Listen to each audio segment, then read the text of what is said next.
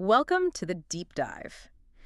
Today we're plunging into, well, one of the most common hurdles for English learners, that invisible wall of internal translation. Ah, yes, the mental detour. Exactly. You know the feeling someone asks you something simple, like, how are you? And your brain just, it goes quiet for a second while it translates. It does. It takes that trip back to your native language, figures out the answer there, translates that back into English. And then you finally speak. It feels like forever. It does. And our mission today is really to help you bypass that mental middleman. To help you truly think in English and unlock that genuine fluency we're all aiming for. Absolutely. And it's interesting, the source material we looked at has some really insightful, very actionable steps to help navigate this, to sort of transform how your brain actually processes English. Okay, so let's really focus on this translation in your head idea. We described the how are you scenario. Right. Your mind isn't just hearing the English words. It's often doing that double translation. Native language, formulate answer, back to English. And that internal loop, well, while it might feel kind of automatic after a while, it significantly increases your cognitive load, just the mental effort involved. Right. It makes your speech slower, maybe hesitant. Definitely hesitant. Sometimes it can make you sound a little less natural, maybe a bit robotic. Yeah, I've heard people describe it like that. And honestly, it's just mentally tiring. It really wears you down. And that must affect confidence, too. Massively. Because you feel like you're constantly battling this invisible process instead of just, communicating, sharing your thoughts. But the exciting thing, the promise here, is that fluency isn't just about vocabulary lists. Not at all. It's about speaking and understanding English with a natural flow, almost, instinctively. Exactly. And the sources we looked at really emphasize that when you start to dismantle that internal translation habit, things change. How so? Your responses get quicker, your confidence naturally grows, and your English just starts to sound more, Yeah. well, more effortless, more natural. It sounds like a pretty transformative shift. It really is. Now, it's certainly not an overnight thing, let's be clear. Of course. But consistent daily practice, even small bits, can radically speed up this shift. We're essentially retraining the brain. Retraining it how? Like neurolinguistically? Yeah, kind of. You're training your brain to forge these direct neural pathways. So English word connects straight to the concept or the image. Bypassing the native language crutch altogether. Precisely. That's the goal. I like that crutch analogy. It really fits. But why do our brains even do that? Why develop this dependency? It seems like it would slow down learning a new language. Well, our brains are amazing efficiency machines, right? Yeah. But they're also creatures of habit. True. So when you encounter something new, like English, your brain naturally wants to anchor it to something it already knows really well. Your first language? Exactly. It's existing familiar structures. It's a bit like learning to walk using parallel bars for support. Okay. They help you get started. But to really walk strongly or to run, you need to let go of the support. So translating feels safe. It feels safe. It feels understandable at first.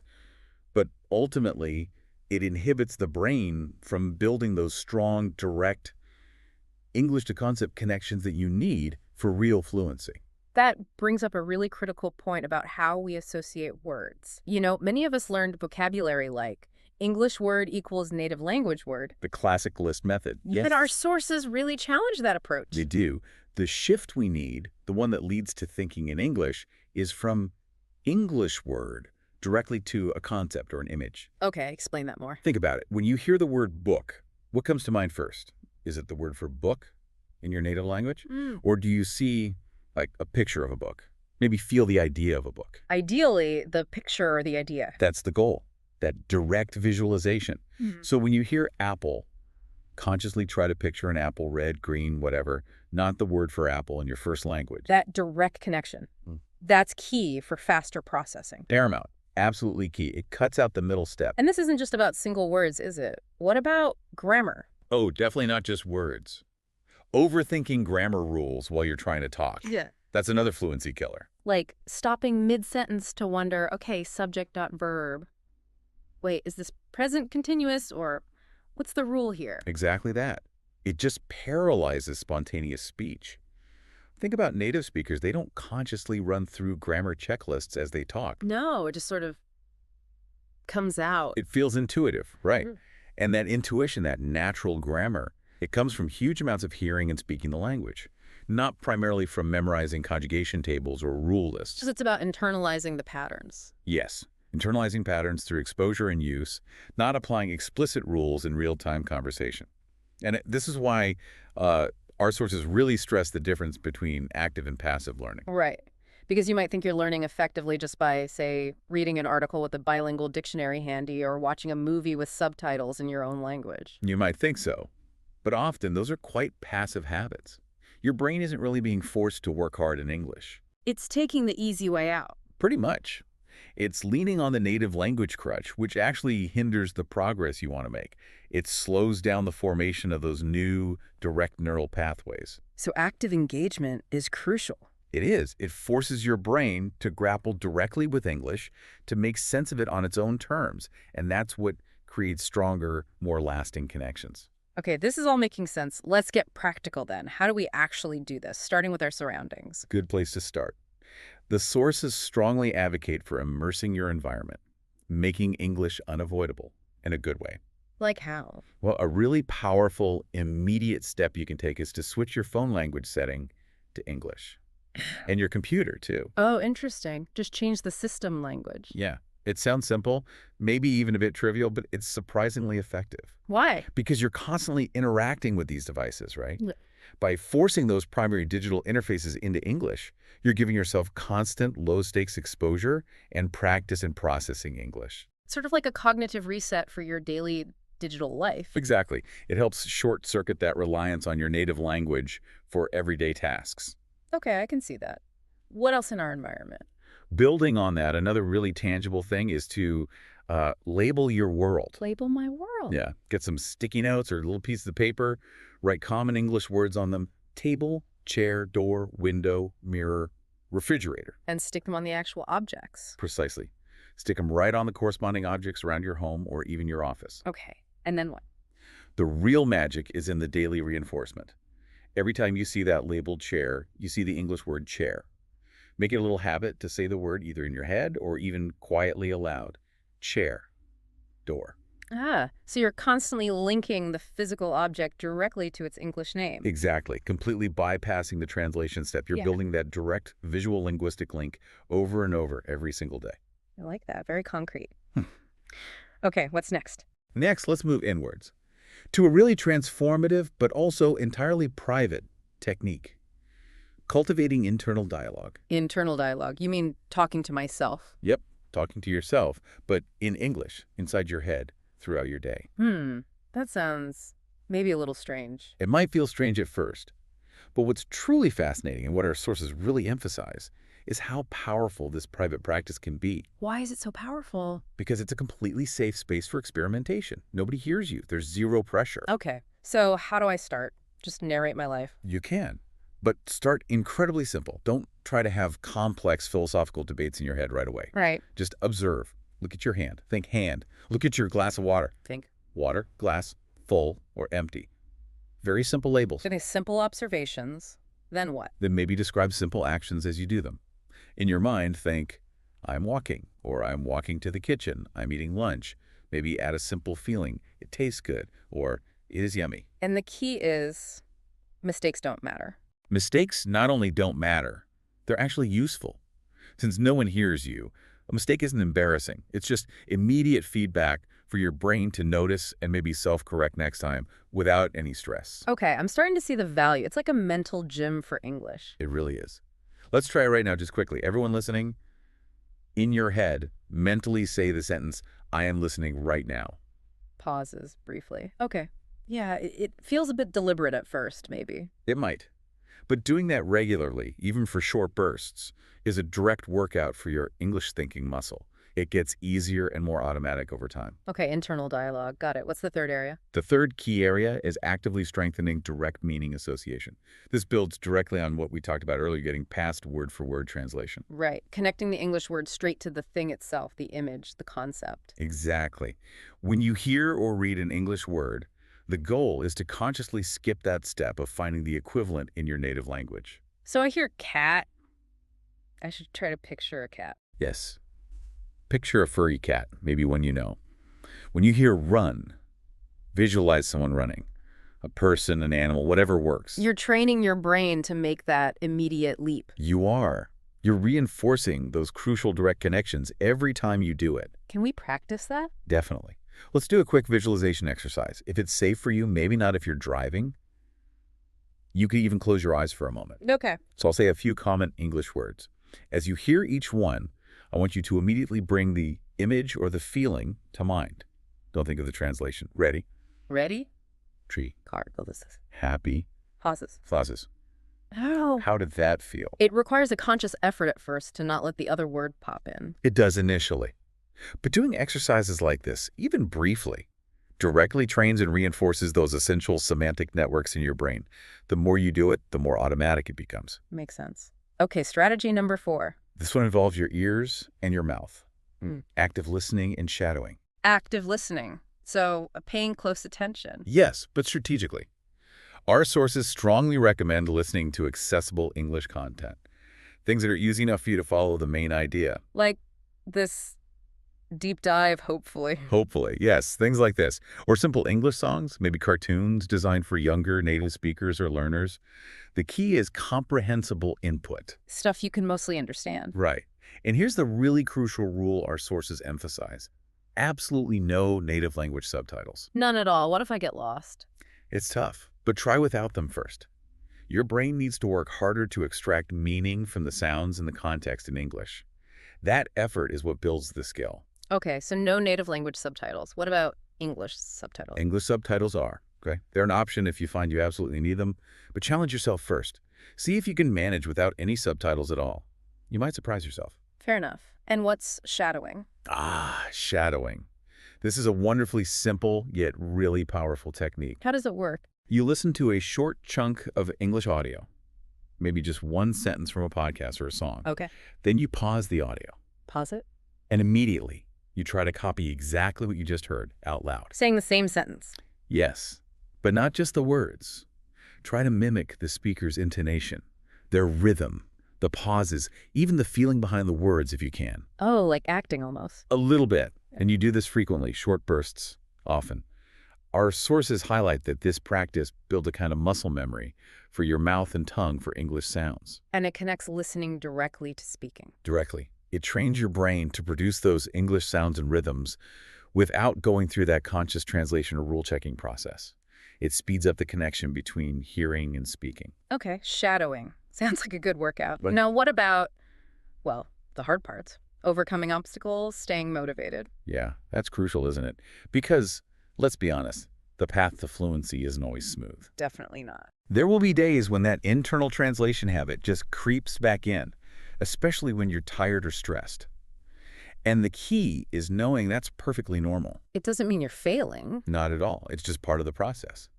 So first, practice speaking. Don't wait until you feel ready. How? Find a language partner. That's a great way. Find a friend who's also learning English and just commit to having simple conversations. Low stakes. What if you don't have someone easily available? Then talk to yourself. Out loud this time. Like the internal dialogue, but spoken. Exactly. Narrate simple things. Hello, room. The sun is shining today. Start with really basic sentences. I like apples. The weather is nice. The goal is just to get comfortable forming English sentences and saying them, building speed and confidence bit by bit. Okay. Any specific exercises for that? You could try the 1-minute talk challenge. Ooh. What's that? You choose any simple topic, describe your bedroom, talk about your day yesterday, explain a simple hobby. Then you try to speak about it for just 1 minute in English without stopping. And crucially, without translating in your head as you go. Just keep talking for 60 seconds. What if I make mistakes? You probably will, and that's absolutely fine. Remember, mistakes are not just okay. They are a vital, necessary part of learning.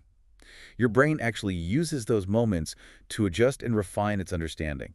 Don't aim for perfection. Aim for communication. Okay, 1 minute, keep talking, mistakes are fine, got it. But what about that really common situation where you're talking and you just get stuck? You need a word, but the English word isn't there. The dreaded blank. Yes. This is a critical moment. The absolute key here, according to our sources, is to stay in English. Don't immediately switch back to your native language to ask for the word or look it up. Try your best not to. That just reinforces the translation habit. Instead, use English-only solutions to get around the problem. Like what? Well, if the object is right there, you can point and ask, what is this? Or what do you call this? Okay, simple enough. What if it's not an object or it's not present? Then try to describe it using other simple English words you do know. Circumlocution, it's called. Can you have an example? Sure, let's say you can't remember the word cow. You could say something like, it's a big animal, it lives on a farm, it says moo, people get milk from it. Ah, you talk around the word. Exactly. Or you could use a simpler related word. Maybe you don't know enormous, but you know big or very big. Use that instead. Approximate. That makes sense. These strategies force your brain to find solutions within English. Precisely. They actively train your brain to build and access its English resources, strengthening that internal English network. And related to that, what about dictionaries? Good point. The strong recommendation is to make the switch to an English dictionary as soon as you feel comfortable. Not bilingual. Why? Because a bilingual dictionary just sends you right back to translation. English word, native word. The English dictionary keeps you within the language. You look up huge, and the definition might be very big or extremely large. So it reinforces the English to concept link again. Exactly. Yeah. It keeps your brain thinking and operating in English. Okay. Now going back to motivation. It can be tough. Progress isn't always steady. So true. It's crucial to normalize the learning curve. Your progress won't be a straight upward line. Some days you'll feel like you're flying. Other days you might feel like you're backsliding, translating more. And that's okay. It's totally okay. It's not failure. It's just neural recalibration. Yeah. Your brain is working things out. Don't get discouraged. Easier said than done sometimes. I know. But try to just acknowledge it. Okay, I'm translating a bit more today, and then gently try again later or tomorrow.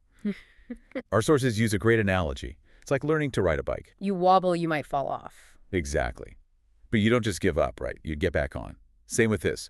Be patient, be kind to yourself. Any tips for being more consistent with staying in English? One practical idea is to designate a specific, no native language time each day. Like a scheduled slot. Yeah, maybe just 10 or 15 minutes.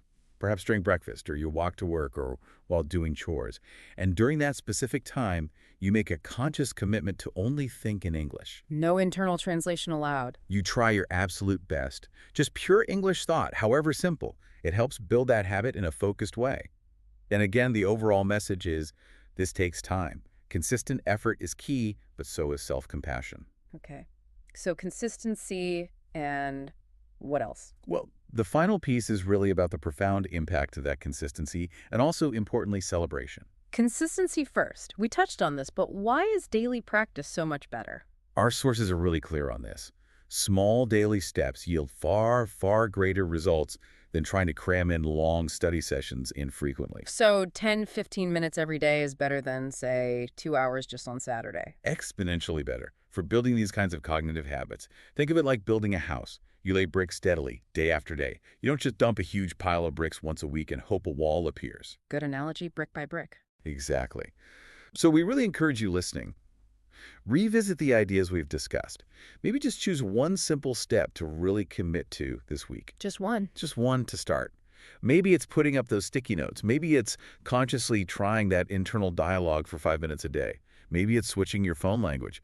Just pick one and stick with it for a week. Manageable steps and the celebration part. Yes, this is important too.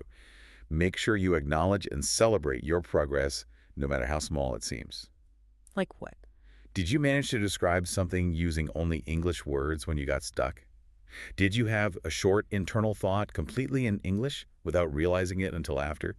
Did you understand a whole sentence in a song? Those little moments. Those little victories. Acknowledge them. Our sources even suggest, maybe a little playfully, giving yourself a mental pat on the back or even literally clapping for yourself quietly. Okay, why does that help? It reinforces the positive behavior. It tells your brain, yes, this is good, do more of this. It helps keep motivation up. Right. Recognize the wins. Absolutely. Yeah. You are strong, you are capable, you are actively learning, and you absolutely can reach that point where you don't just speak English well, but you genuinely think in English. That's a powerful goal. Okay, before we wrap up, maybe we can touch on a couple of common questions people have about this whole process. Good idea. Fire away. Okay, first one. Is it really bad if I sometimes find myself translating when I'm just exhausted? Like at the end of a long day? That's a great question. And the answer from our sources is generally, it's understandable. When you're mentally fatigued, your brain naturally defaults to the easiest path, the most worn path. Which is often the native language pathway. Exactly. So, is it ideal? No. But is it a disaster? Absolutely not. The key is simply to notice it without judgment. Tired and translating again. Don't beat yourself up about it and just gently try to redirect back to English when you have more mental energy. Be patient. Okay, so it's not about perfection, especially when tired. Got it. Second question. How long does it actually take to stop translating? Is there a timeline? Ah, the how long question. Everyone wants to know. Understandably. And the honest answer is, it's different for everyone. It depends on so many factors, your native language, how much you practice, the way you practice your immersion level. So no magic number. No magic number. But the consensus from all the material we reviewed is crystal clear. Consistent, daily engagement using these kinds of active methods we've discussed will significantly speed up the process for anyone. So the more you actively practice thinking in English, The faster those direct English pathways will strengthen and become your brain's default route. Every day you practice, you're laying more bricks, making that English house stronger. right. The bigger picture here, it feels like it's about more than just making speaking easier. Oh, absolutely. Mm. Thinking directly in English. It fundamentally reshapes your mental landscape a bit. It makes the language feel less like a foreign code you have to decipher and more like, well, like another way your own mind can operate, an organic extension of yourself. That sounds amazing, like unlocking a new part of your brain. It kind of is. And remember, this really isn't a race to some mythical finish line called perfect fluency. It's a journey. Exactly. It's a continuous journey of expanding your abilities, your understanding, your cognitive horizons. So keep exploring, keep trying things out, keep practicing. Well, thank you for joining us on this deep dive today. It's been really insightful. My pleasure. We really hope this helps you, our listeners, to keep challenging yourselves and, most importantly, keep thinking in English. We look forward to our next exploration together. Keep up the great work.